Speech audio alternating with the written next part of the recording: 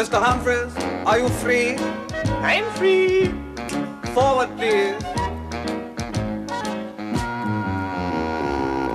Mind the door. Are you being served, sir? I'm Humphries, and I'm free.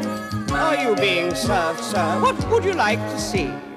If you'd like some swimming trunks, we've got them plain or spotty. We've also got some see-through that really tan your... Beachwear. Oh, these are gay. There's plenty round the back. And if you'd like a bit of flash, then try a plastic Mac. Are you being served, sir? I'm Humphries, and I'm free. Are you being served, sir? What would you like to see?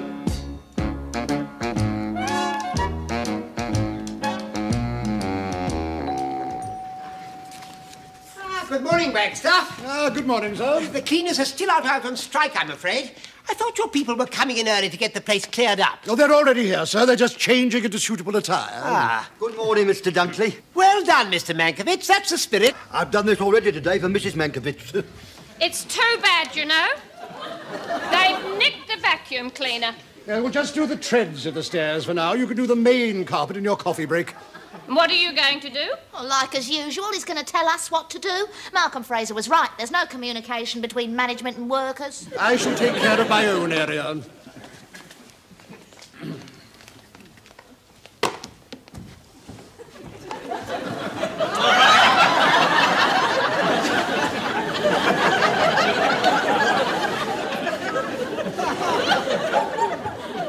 Captain Wagstaff, would you mind bistling in another direction? Mrs. Crawford, I'm a married man. I've seen it all before. Not at this time of the morning, not from that angle, and not this one.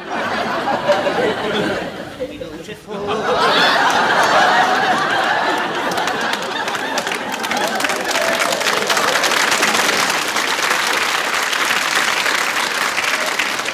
Mr. Humphries, take off that ridiculous scarf. But Captain Wagstaff... Don't argue with me. Take it off. As you wish.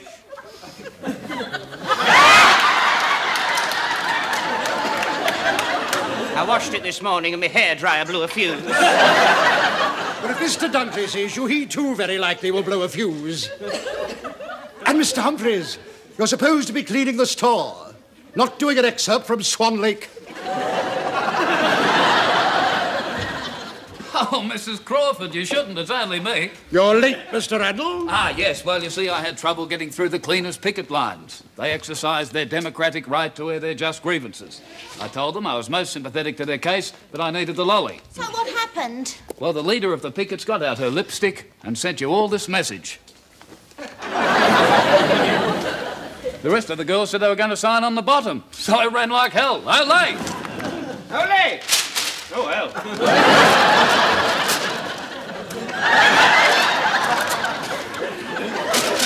Mr. Humphries, cover that up. Mr. Dunkley will be here in a minute.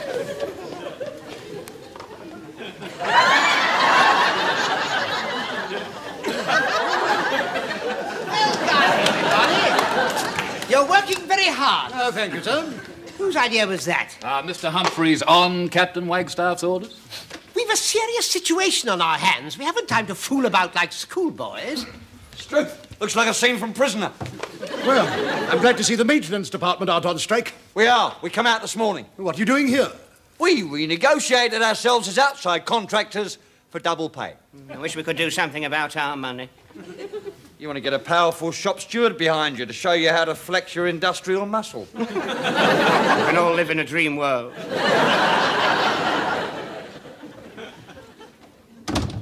We're all here now, sir. Ah, good.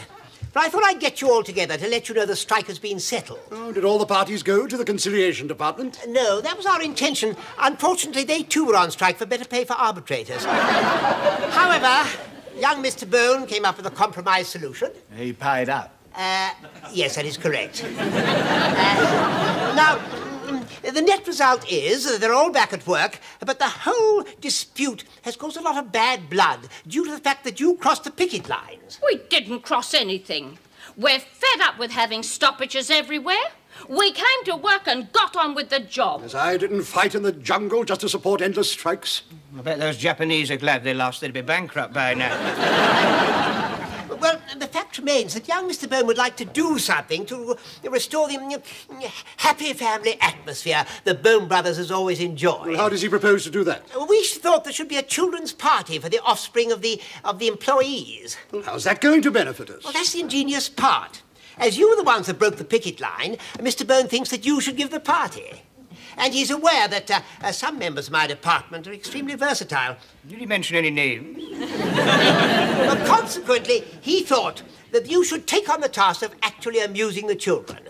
So, if you'll all sit down and put your heads together, I'm sure you'll come up with an absolutely first-class afternoon of frolic and entertainment. But surely the strike's over and they're getting their money.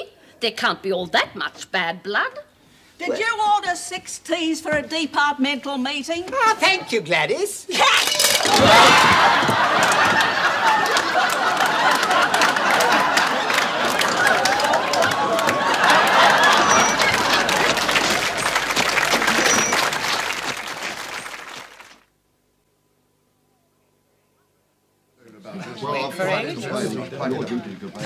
Right. Who's the boiled egg with an herring? I'm the herring. Here, all I've got's the head. Spaghetti bolognese? That's mine. Shepherd's pie, chips and peas. Thank you. Well, where are the peas? Under that chip. Minute steak. Much obliged. Rissoles.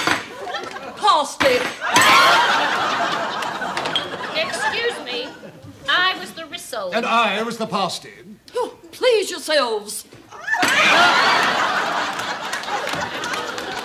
I say, I suppose it's the wrong time to tell you I can't get the sauce out the bottle.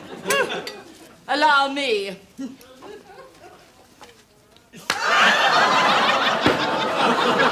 Anything else? Not for a couple of years. I'll tell you what, it's going to have to be a good party to put this lot right. Well, if she's going to be there, how about a game of blind man's buff on top of Ayers Rock? That'll do, Mr. Humphries. We're all in this together. Now let's look at this from the children's point of view. After all, we were all children once. The time I liked this was when I used to sit on my mother's knee and she told me fairy stories. I think that coloured my whole life. Do you know, even when my voice broke, I still believed in Jack and the Beanstalk. One night, I threw my baked beans out the window. Well, unbeknown to me, the PMG during the night put up a telegraph pole. Well, when I awoke, I couldn't believe my eyes. You thought it was the Beanstalk, Mr. Humphries. There was no other explanation, Mr. Randall. I ran out in my pyjamas and started to climb it. Did you find the enchanted land? No, but I struck up a nice friendship with a man in a peak cap and a pair of wire cutters. Well, that's an idea. Why don't we act out a fairy story? Oh, what about Little Red Riding Hood? That's a nice story. I recall that. It's a story of a dear old lady who lives in the wood in a cottage. One day, when she's waiting for her granddaughter to bring her some food, a wolf creeps in, leaps on the grandmother, and devours her. Then, putting on the grandmother's nightdress and bonnet, he creeps into bed to await the arrival of Little Red Riding Hood. It's got everything, really. Cannibalism, transvestism, and Meals on Wheels. Well, there must be something with a happy ending. What about Mother Goose? That's the story of an ugly old woman who finds this goose who lays a golden egg. Is she satisfied? Is she ill? She wants to be beautiful. Well, Mrs. Crawford could play the first part. You're being too ambitious. I mean, I never went to a party where people acted out fairy stories. No, the thing that springs to mind are conjurers and clowns, Punch and Judy shows. If you want a Punch and Judy, man, it'll cost money. It's a special art. Oh, what a shame. I love Punch and Judy. I've got an idea. Why couldn't we do Punch and Judy life-size? What do you have in mind, Mr. Humphries? Well, we could get display to build as a big stage thing, and we could be the characters. Oh, goody, I like that. But don't forget, we'll need a little dog like his master's voice sitting on the side. And failing that, we could always have Mrs. Crawford's pussy on the side. Are we getting a dog or aren't we? I will supply the dog. Well, maybe we could get the paraphernalia together and have a rehearsal next Thursday evening. Good morning, everybody. Good morning, Mr. Bone. Sit down, sit down. Mr. Bone has just come along to make sure you're not being victimised by the catering staff. How was lunch? Same as usual, sir. Oh, so they are being victimised. Now, Mr. Bone is absolutely delighted you're putting on a show for the children. Any ideas yet? We're going to do Punch and Judy and magic. Magic, eh? Oh, how funny. funny. I was just discussing levitation with my nurse yesterday. Yes, I explained to him that when you see something rising in the air without any visible means of support, it's all in the mind. It came as no surprise to me. Well, you've all done very well.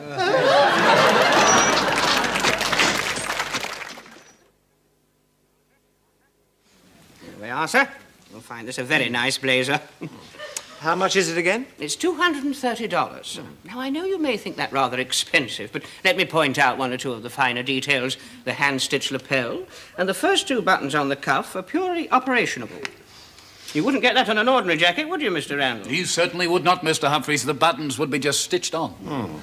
How does the back look? Oh, very snug, sir. That's your broad shoulders. And how about this silk scarf to go around the neck? How much is it? This is $40, sir. Excuse me. Oh, yes. That really sets off the blazer, doesn't it, Mr. Randall? And the hand stitching, and the buttons on the cuff. Thank you, Mr. Randall. This walking stick looks rather nice. How much is it? Matter of fact, it's on special this week, only $9.99. Genuine wooden ash. I like it. Good morning, sir. I'm sorry I wasn't here to attend to you personally, but I had to go to the cloakroom. May I say how much that blazer suits you, sir? And the fit, it's impeccable. Congratulations, Mr. Humphries. Thank you, Mr. Mankiewicz. The gentleman's also taking the silk scarf. It sets off the blazer to perfection. And the ash walking stick? Now, with the ash walking stick, I would have thought a tweed jacket would have been more suitable. Perhaps this Harris tweed, eh? Ah, yes. No, I do like that. Would you help me? Oh, certainly, sir. Thank you. Well, there we are. Thank you. Thank you, Mr. Slip this Humphries. on. Thank you. This is $280, sir. I'm sure you'll appreciate it's a bargain. Yes, the material has quite a nice feel to it. And all the buttonholes work on that one. It's too big, Mr. Humphries. It's the only one we've got. On the other hand, they're wearing them big this year, sir. The sleeves are too long. Well, you see, nowadays everybody's wearing them turned up, aren't they, you see? That is where those real buttonholes come in so handy. But what about all this? Yes, well, they're very hard wearing, these jackets, sir, and by the time you're 50 and you've put it on a bit, well, you'll be glad about it. No, I'm not happy with it. You'll just take the blazer, sir. Well, not if it doesn't go with the stick. Just the stick then, sir? Well, you haven't got a coat to go with it, have you? In that case, it'll be $40 for the scarf. Look, if I'm not having the blazer, there is no point in having the scarf to go with it. Is there? Good morning. I feel there's a useful lesson to be learned there, Mr. Humphries. I think you're right, Mr. Mankiewicz. Yes, you are quite right. You should have kept on kipping in the dunny. Captain Wagstaff. Mr. Cocker, how many times have I told you that maintenance personnel aren't allowed on the floor during working hours? Oh, well, in that case, then you won't want to know about the Punch and Judy apparatus and costumes that have arrived for your rehearsal tonight. Oh, that's different. Bring them up in the goods lift and await my orders. Await your orders? Queen Victoria's dead, you know. This is the 20th century. You don't give me orders. You make a request. Preferably with a smile lurking around your lips. Or if you can't manage a smile, a little unsolicited gratuity. I see you've chosen the smile. Well, there must have been quite a strain. I expect you'll have your lips in a sling for the rest of the week. Now, don't stand there gossiping, Captain Wagstaff. And Mr. Cocker shouldn't be on the floor. I keep telling him that, sir, but he will keep detaining me. See you later, Walter. Oh, by the way, Wagstaff, Mr. Boner's agreed to allow the electricity to be left on while you're rehearsing tonight. Oh, thank you, sir. Provided you pay for it. Well, I take it that you yourself will be making a contribution. Oh, you were the blacklegs, not me. I'm management. But the strike was against management, not us. But you were the ones who crossed the picket lines. At your instigation. Well, that's purely a technical point. Anyway, you're paying for it. Now, what did I come in here for? I keep asking myself the very same question. Bowlers. That's it. Mr. Humphries is renapping my hat. Mr. Humphries, are you free? Am I free? He says, I'm standing here twiddling my thumbs, and he says, are you free? Don't rush, Mr. Humphries. At Bone Brothers, we walk in a dignified manner. Now go back and approach me again. What, from over there? From over there.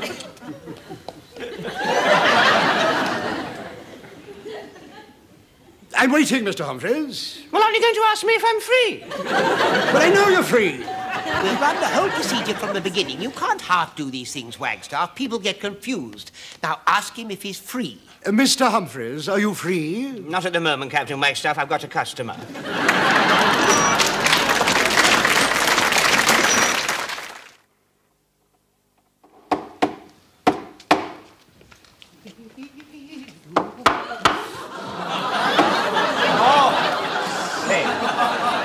That's marvellous, Mr. Cocker. Now, on the night, we'll have flowers and plants and things. What's that for? Oh, Mr. Dunkley said he's going to play the incidental music. Well, we certainly didn't ask for that. Ah, good, the piano's here. I found some very good Punch and Judy music.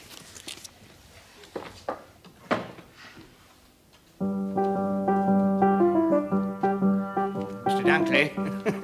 Mr. Dunkley! We haven't decided what we're going to do yet. Well, when the time comes, you can rely on me to come up with something appropriate. If you don't like it, you only have to say. Thank you, Mr. Dunkley. Gather round, everyone. Mr. Humphries has done some research into the background of Punch and Judy. Mr. Humphries, would you like to take the floor? Yeah, thank you. Now, Mr. Punch is a clown and he's always in trouble. Oh, that sounds like a good part for you, Mr. Randall. Now, which of you two ladies would like to play Judy? Oh, as senior sales lady, I think I should play Judy. Judy is a young, innocent waif. Do you see yourself as a young, innocent waif? Well, it's only make-believe. Yes. Not to the point of incredulity. Furthermore, Judy is madly in love with Punch, played by Mr. Randall. You can have the part, Miss Buxton. I don't have to kiss him, do I? Well, it's only pretend. Oh, you can say that again. Now, I need a butcher with pork sausages. Well, don't look at me. They're only pretend sausages. Is it a major role? I'll play it if it's not a small part. Ah, well, I need someone to frighten the children, so I've got you down as the devil, the hangman, and the policeman. Just a minute. What about me? Well, there's only one lady's part, and that's gone. Oh, can't I play a policewoman? Well, they don't have policewomen. They only have policemen. They have principal boys in pantomime, so I can see no reason why I can't play a policeman. Well, that's reality right out of the window, but if you insist... I do insist. Right, well, let's get on with it. Well, where are the parts for us to read? Well, there aren't any parts. How do we know what to say? Well, I shall tell you the story, and you will improvise spontaneously on the theme. Oh, don't we have to use funny voices? We do, and yours will do very nicely, Miss Buxton. Behind the curtain, everybody. Ooh, it's bound to be right on the night. Oh! If he's going to start that, I'm going home. I'm sorry, Miss Buxton. I was just getting my trident ready. Just come along, do get on with it. Now, open the curtains, please. Open the curtains. Lovely. Now then, where's Mr. Punch? Now is the winter of our discontent. Oh, Mr. Randall, stop messing about. Jaws. Mr. Randall! That's the way to do it! That's the way to do it! That's the way to do it! Oh, very good, very good. Now, what I want you to do is... Mr. Dunkley! Mr. Dunkley! Not yet. Well, if you don't like it, you've only got to say. Oh, it's not a question of not liking it. It's just a question of not yet. Mr. Humphries.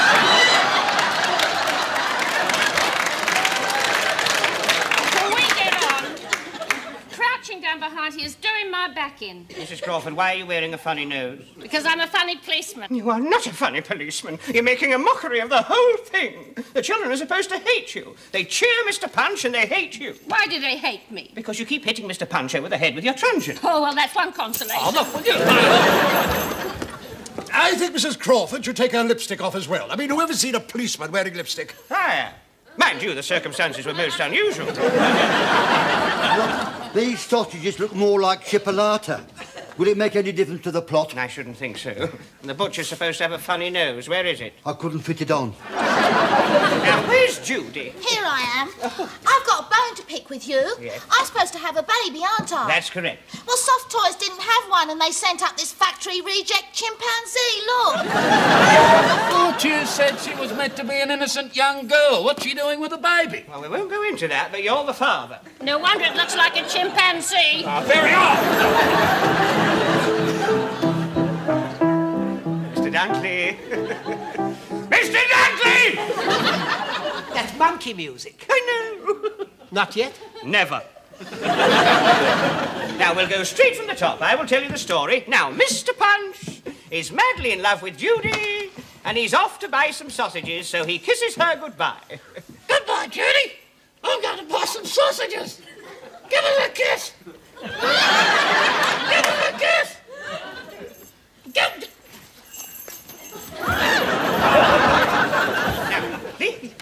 Now, come along. Now, you haven't got any money, so up pops the devil, and he says, why don't you steal the sausages? I haven't got any money. Excuse me, Mr. Punch, I'm sorry to bother you, but I've had a thought. Why don't you steal the sausages? You're not going to say it like that, are you? You're supposed to be evil. Improvise. Oh.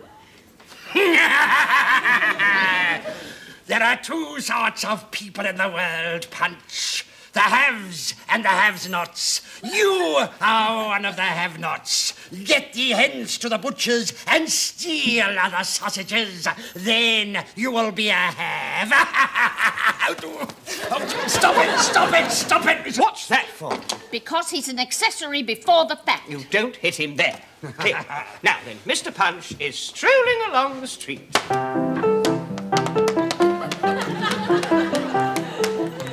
Mr. Dunkley! Not yet? You get to the butcher's and you knock on the door. Good morning. What do you want? Sausages. Get in the queue. What was that for? Because you didn't get in the queue. There isn't a queue. What do you mean there isn't a queue? You think I run an unsuccessful shop? There is no queue. As you wish, Mr. Humphries. Right, Mr. Punch, steal the sausages. Ow! Give me my...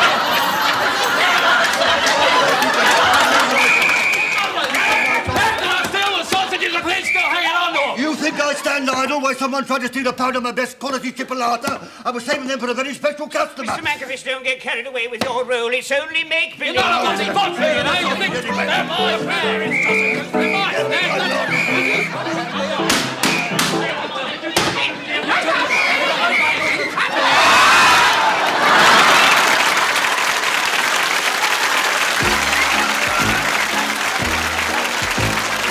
Are you being served, sir? I'm Humphries, and I'm free. Are you being served, sir? What would you like to see? If you'd like some swimming trunks, we've got them plain or sloppy. We've also got some see-through that really tan your beachwear. Oh, these are gay. There's plenty round the back. And if you'd like to fit a flash, then try a plastic mag.